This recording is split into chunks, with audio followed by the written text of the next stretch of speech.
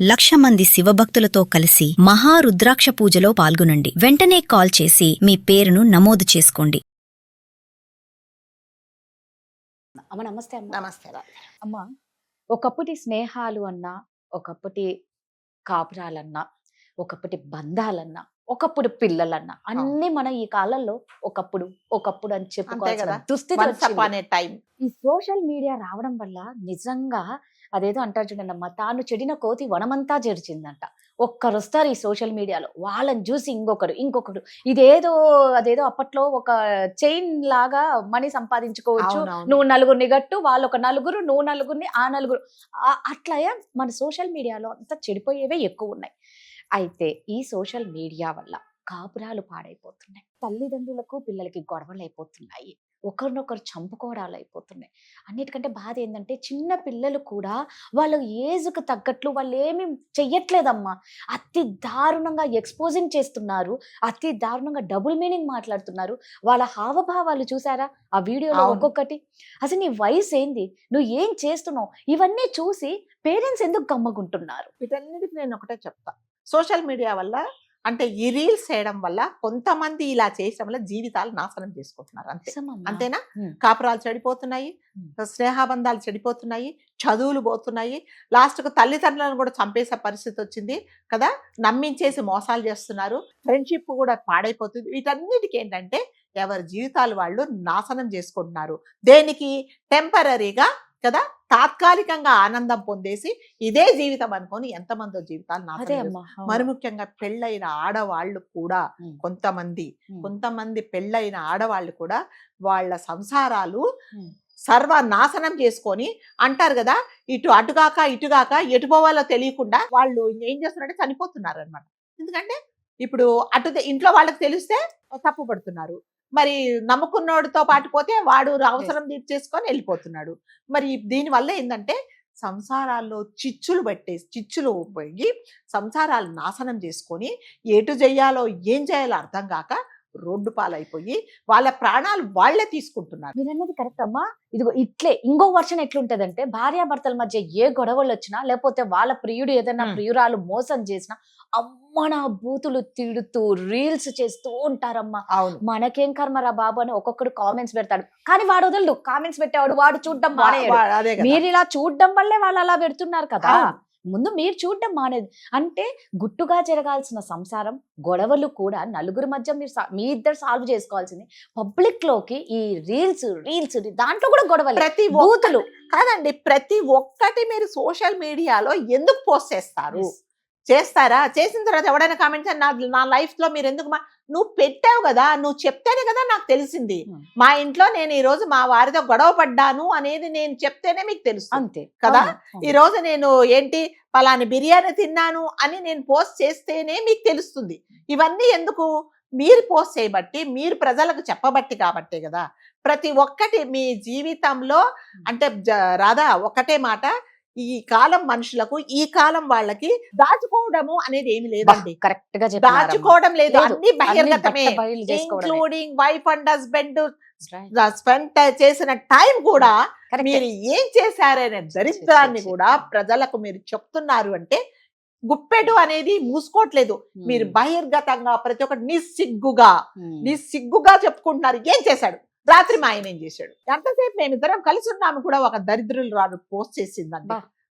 నేను రాత్రంతా చాలా అలసిపోయాను అనేది. అంటే నువ్వు ఆడదానివేనా? నీ సిగ్గు బుద్ధి జ్ఞానం ఏమన్నా ఉందా నీకు? అది కూడా చేస్తే ఎవడో ఈ దరిద్రాలకి ఇంకో దరిద్రులు ఉంటారు కదా, వాళ్ళు అడుగుతారు ఏం చేశాడు ఏంటంటే, అయ్యో మీరు ఇవన్నీ నన్ను అడగకూడదండి. భార్యాభర్తల విషయం నువ్వు పోస్ట్ చేసావు కాబట్టి వాళ్ళు ఇంకొకటి అడుగుతున్నారు. కరెక్ట్. నీకు ఓపిక ఉండిందా? నువ్వు ఎంజాయ్ ఇలాంటి అంటే నిజంగా నేను ఇవి చెప్పడానికి కూడా సిగ్గుపడి చెప్తున్నాను అనమాట. నేను ఇవన్నీ ఎందుకు చేస్తున్నారంటే ఈ రీల్స్ అనే అంటారు కదా, ఒక కోవిడ్ వచ్చినప్పుడు ఎలా మనుషులందరూ ఇన్ఫెక్ట్ అయిపోయారో ఇలా అయిపోతున్నమాట. అసలు పొద్దున లేచినప్పటి నుంచి ఇవే రీల్స్. నేను ఒకటి చెప్తానండి, నాకు ఒకటి తెలిసింది. ఒక వైఫ్ అండ్ హస్బెండ్ చాలా మంచి కపుల్ అండి వాళ్ళిద్దరు. సో అతనికి ఏదో ఉద్యోగ పరంగా అతను ఆ అమ్మాయికి దూరంగా ఉండాల్సి వచ్చి అతను యుఎస్ వెళ్ళిపోయాడు. వెళ్ళిపోయిన తర్వాత అతని తల్లి ఈమె ఎవరు భార్య తల్లి, అమ్మ మ్మ్. నువ్వు జాగ్రత్త చూసుకో, నువ్వు ఒక్క రూపాయి గురించి సంపాదించకు, తల్లిని జాగ్రత్త, మా అమ్మని జాగ్రత్తగా చూసుకో, నువ్వు కూడా నీ ఆరోగ్యం జాగ్రత్త చూసుకొని సంసారాన్ని నెట్టుకురా, నీకు ఒక్క రూపాయి కూడా నువ్వు సంపాదించకు అని ఆమెకు అన్ని జాగ్రత్తలు చెప్పి అతను వెళ్ళిపోయిన తర్వాత ఈమె ఏం చేసిందంటే తోచట్లేదు, డబ్బులు ఎక్కువగా ఉన్నాయి, టైం పాస్ అవ్వాలి, ఏం చేయాలండి టైం పాస్ అవ్వాలంటే ఏం చేసింది, మన అంటారు కదా ఒక పెట్టె, ఈ దరిద్రం పెట్టెలో కొట్టింది. ఏమని హలో ఐఎమ్ అలోన్ అనగానే ఎవడో ఇంకొకటి ఉంటాడు కదా వాడు వచ్చాడు. అయ్యో ఎందుకండి మీరు ఒంటరిగా ఎందుకు ఫీల్ అవుతున్నారు, మా వారు ఇక్కడ ఉండారండి, అత్తగారు ఉంటారు, ఆమెకు సేవలు చేయడమే సరిపోతుంది, నా లైఫ్ అంతా ఇలా అయిపోయింది. అరే మీరు అలా ఎందుకు అనుకుంటారండి, నేనున్నాను, మీకు అన్ని విధాలా నేను సహాయపడతాను అంటారు కదా, మీకు ఏ విధంగా సహాయపడగలనండి అని అంటారు కదా హలో అనగానే రిసెప్షన్ లో అది టెలికాలర్ పని వాళ్ళది మామూలుగా కదా, అంటే మీరు ఏ విధంగా సహాయపడగలను తను ఈవిడ పోస్ట్ చేసింది అనగానే మీరేమి ఇది కాకండి, నేనున్నాను, మీకు ఎటువంటి ఇది సపోర్ట్ చేయాలన్నా నేను చేస్తా, సో నాకు ఏం లేదండి, నాకు ఎవరితోనే నేనున్నా కదా నేను మాట్లాడతా. ప్రతిరోజు ఇంకా ఆమెకు ఫుల్ వాళ్ళ వారు ఫోన్ చేస్తే తీయలేనంత బిజీ అయిపోయింది. ఎందుకు, ఈ అజ్ఞాత వ్యక్తి స్నేహంలో ఏమి ఇంకా దరిద్రాలన్నీ మాట్లాడుకున్నారు. ఇదా మరి మీ వారు లేకపోతే నువ్వు ఏం చేస్తున్నావు, ఎలా ఉంటావు, ఇవన్నీ కూడా అంతే కదా. ఇప్పుడు నేను ఎప్పుడైతే నేను హద్దులు దాటి మీతో నేను ఏం షేర్ చేసుకుంటానో వాడు కూడా నన్ను అడుగుతున్నాడు. అడగంగానే ఏం చేయాలండి మరి తప్పదంటే సరే మన ఇద్దరం కలుసుకోవడం ఏంటి, వాడు ఎవడో తెలియదు ఏం తెలీదు, పలానా చోట కలుసుకున్నారు, ఆ స్నేహం అట్లాగే కంటిన్యూ చేసుకున్న తర్వాత షీఈ్ వెరీ హ్యాపీ. ఆయన ఎప్పుడైనా ఫోన్ చేస్తా కూడా ఈవిడ పాపం ఫోన్ తీయలేనంత ఇది వరకు ఆయన వెళ్ళిపోయిన కొత్తలలో ఆయన ఫోన్ కోసం ఎదురు చూసే మనిషి ఆయన ఫోన్ చేస్తే నువ్వు స్విచ్ ఆఫ్ చేసేంత వరకు వచ్చింది, ఎందుకంటే నువ్వు అతనితో బిజీగా ఉన్నావు అనమాట. సో బిజీగా ఉన్న తర్వాత ఏం చేశాడు, 2 రోజుల తర్వాత 3 రోజుల తర్వాత ప్రతిరోజు ఈవిడికి పొద్దున్న లేస్తే అతను మాట్లాడాల్సిందే కదా. అయితే ఏం చేసింది, 2 రోజుల తర్వాత ఒక 2 రోజులు అతను ఫోన్ చేయాలి, అతను చాటింగ్ రాలేదా వాడెవడో రాకపోతే ఈవిడికి పిచ్చెక్కిపోయింది, అసలు ఏం చేయాలో అర్థం కావట్లేదు, ప్రపంచం అంతా శూన్యం అయిపోయింది, నేను బతికి వేస్ట్ అనుకుంది కదా. సో ఇటుపక్క అత్తగారు కానీ ఇటుపక్క నా కోసం కదా, ఈ సంసారం కోసం ఆయన ఎక్కడో పాపం పిల్లాన్ని వదిలేసి ఎక్కడో వెళ్ళిపోయాడు, మా కోసం కష్టపడుతున్నాడు, అదన్నది ఏమి గుర్తు రాకుండా ఎందుకు ఫోన్ చేయట్లేదు ఆయన ఫోన్ స్విచ్ ఆఫ్ ఉంది. తర్వాత అట్లాగా 3-4 రోజుల తర్వాత లైన్లో హలో అనగానే ఈమెకి ఇంకా అసలు ప్రాణం లేచొచ్చి అసలు ఏమేమి లేచి వచ్చినాయో మనకు తెలీదు, అన్నీ లేచొచ్చి తర్వాత ఏంటి అంటే ఏం లేదు, మా అమ్మకు చాలా సీరియస్గా ఉంది, చాలా ఇప్పుడు ఒక 20 లక్షలు ఖర్చు అవుతుందట, ఆపరేషన్ చేయాలి, ఏం చేయాలో తోచలేదు, అందుకనే నేను మాట్లాడలేదు, నా గురించి నువ్వేమి ఆలోచించకు, నేను కూడా ఎక్కడో నా అప్పులు చేస్తున్నానంటే అదేంటి నువ్వు నా ఫ్రెండు కాదా, నువ్వు ఇన్ని మనం అన్నీ షేర్ చేసుకున్నాం కదా అన్నీ షేర్ చేసుకున్నాము, నీకేం చెప్పు, ఎంత కావాలి చెప్పు, నాకు ఒక 20 నుంచి 25 లక్షలు అవుతాయి. 25 లక్షలు ఎట్లా సరిపోతాయి, ఇంకొక 5 వేసి ఇస్తా, 5 వేసిస్తే 30 లక్షల రూపాయలు, అక్షరాల 30 లక్షల రూపాయలు ఆయనకు ఎలా ఇచ్చింది, ఆన్లైన్ ట్రాన్సాక్షన్ చేయలేదండి, చేయకుండా డబ్బులు డ్రా చేసి ఏం చేసింది, వాళ్ళు కలుసుకుండే ప్లేస్కి వచ్చి ఆయనకు సమర్పించేసి ఆ రోజు ఆయన స్వర్గంలోకి తీసుకెళ్ళాడో ఇంకెక్కడ ఏ దరిద్రంలోకి తీసుకెళ్ళాడో అయిపోయిన తర్వాత ఏం చెప్పాడంటే ఆ దరిద్రుడు, నేను 2 రోజులు బిజీగా ఉంటాను, ఎందుకంటే అమ్మకు ఆపరేషన్ కదా, నేను ఫోన్ చేయకపోతే నువ్వేమి అనుకోకు, నువ్వు నా కోసం దిగులు పడకు, నేను ఈ పని అవ్వంగానే నీకు ఫోన్ చేస్తాను అన్నాడు. ఏం చేశాడు, మెంటల్గా ఆమెను ప్రిపేర్ చేశాడు. దాని తర్వాత ఫోన్ లేదు, ఏమీ లేదు, డబ్బులు పోయినాయి.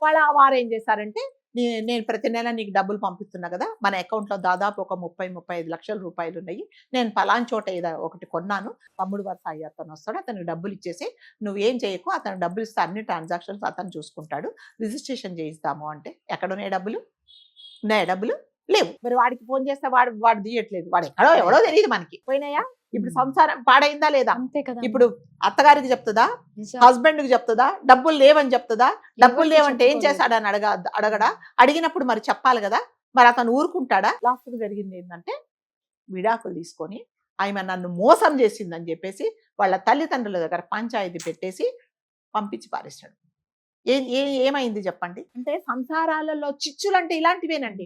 అంటే నీకు హస్బెండ్ దగ్గర దొరకని ఆనందము వేరే వాడు ఎవ్వడో తెలియదు, నీకు ముక్కు మొహం తెలియని నోటి దగ్గర నువ్వు సంతోషపడుతున్నావు అంటే జనాలు ఎంత పిచ్చెక్కి ఇంకొక అంటారు కదా మదంతో కొట్టుకుంటున్నారో తెలియట్లేదండి నిజమమ్మా. కదా? ఇప్పుడు నాశనం సంసారాలు మీరు అన్నారు కదా, మరి సంసారం పాడైపోయిందా లేదా? ఇప్పుడు వాడు వస్తాడా, వాడు డబ్బులు తీసుకొని ఎటుపోయాడో కూడా తెలియదు. ప్రతి ఒక్కరు తూ అని ఉమ్ముతారు నీ మొహాన. ఎందుకమ్మా వదిలేసావంటే వదలలేదు, దీనికి పిచ్చెక్కి కొట్టుకుంది, అందుకని నేనే వదిలేసానని చెప్తున్నాడు అతను. కాబట్టి దయచేసి రీల్స్ చేసేవాళ్ళు, సారీ నేను కొంచెం గట్టిగా మాట్లాడిండొచ్చు, ఎందుకంటే ఆవేశం. ఇలాంటి వాళ్ళని అలాంటివి చూస్తే అసలు ఏం చూస్తే చేయాలో అర్థం కాదండి. అదే కదా. మీకు చెప్పితే అర్థం కాదు, అవును. మీరు తెలుసుకోలేరు, మీ ఉమ్. జీవితాలు నాశనం చేసుకుంటున్నారు. చేసుకుంటున్నారు. లాస్ట్ కి ఏం చేస్తున్నారంటే మిమ్మల్ని మీరు చంపుకుంటున్నారు చంపుకుంటున్నారు. కదా, నిజం. లేకపోతే చంపనన్నా చంపుతున్నారు. చంపేస్తున్నారు. అంతే కదా. అంతే. ఇప్పుడు వాడు వెళ్ళిపోయాడు, ఇది పరువు పోయింది, మీకు ఏం చేయాలో అర్థం కాదు. ఇంకే అతను చెప్తే ఊరుకోడు, విడాకులు తీసుకొని ఇంటికి వచ్చేసావు, తల్లిదండ్రులు కూడా నీ మొహానే అమ్ముతున్నారు. ఏం చేస్తున్నారు? నిండు నూరేళ్లు బతకాల్సిన వాళ్ళు జీవితం మిమ్మల్ని నాశనం. మీరు బలి తీసుకున్నారు. కాబట్టి దయచేసి సోషల్ మీడియాలో ఆన్లైన్ లో స్నేహాలు అనేది ఎంతవరకు ఉండాలో అంతవరకే ఉండండి. ఏదన్నా సరే, ఏదైనా బిజినెస్ వ్యవహారం లేకపోతే మీకు తెలియంది ఏదన్నా షేర్ చేసుకోండి. కానీ ప్రతి ఒక్కటి మీరు షేర్ చేసుకున్నారు అంటే అతడు వాడు ఎవ్వరో కూడా మనకు తెలియదండి. వాడు మీతో షేర్ చేసుకున్నాడు అంటే మీ దగ్గర నుంచి ఎటువంటి లాభం లేకుండా వాడు ఏది చేయడు. సో వాడు అన్ని అనుభవించాడు కదా, మిమ్మల్ని ఫిజికల్ గా అనుభవించాడు, తర్వాత మీ డబ్బులు తీసుకున్నాడు, మీ జీవితాన్ని నాశనం చేసి వాడు వెళ్ళిపోయాడు. ఈ సేఫ్. మీకు ఆన్లైన్ ట్రాన్సాక్షన్స్ ఎందుకు పెట్టుకోలేదంటే పట్టుకుంటారని చెప్పి. కాబట్టి మీరు అతన్ని ఎంత నమ్మారు అంటే కేవలం 3 నెలలు 4 నెలల స్నేహంలో 30 లక్షల రూపాయలు ఇచ్చి మీరు నమ్మారు అంటే వాడు ఎంత వలమని ఉండొచ్చు చెప్పండి. నిజంగా. అందుకే కాస్త సోషల్ మీడియాని మనకు ఏది మంచిదో దానికి యూజ్ చేసుకోండి, కానీ ఊరికి ఇలా చేసుకొని జీవితాలు నాశనం చేసుకోకండి. బలి అంతకన్నా అంటే చేసుకోకండి. కొన్ని దాచుకోండి, కొన్ని దాచుకోవాలి, కొన్ని మనకే దాచుకోండి. మనమే అనుభవించేది. Yes. మన వాళ్ళతో షేర్ చేసుకుంటే ప్రతి ఒక్కటి మీరు షేర్ చేసుకుంటున్నారు. ప్రతి ఒక్కటి అసలు అంటే మనుషులకు దాపరికం అనేది లేదు పోయింది కదా. గుప్పెడు ఎవరు ముయ్యట్లేదు, మొత్తం అందరికి తెలిసిందే కదా అంటారు. ఎస్, ఈ సృష్టి ఏం జరుగుతుందో, భార్యాభర్తలు అంటే ఎలా ఉంటారో అందరికీ తెలుసు. మీరు అది మళ్ళీ పోస్ట్ చేయాల్సిన అవసరం లేదు. సో జాగ్రత్తగా ఉండండి. ఇదంతా మనకి నాశనాలకే ఇవన్నీ. అంతేనండి, నాశనమే ఇది. అంతే. థ్యాంక్ యూ అమ్మా. Thank you.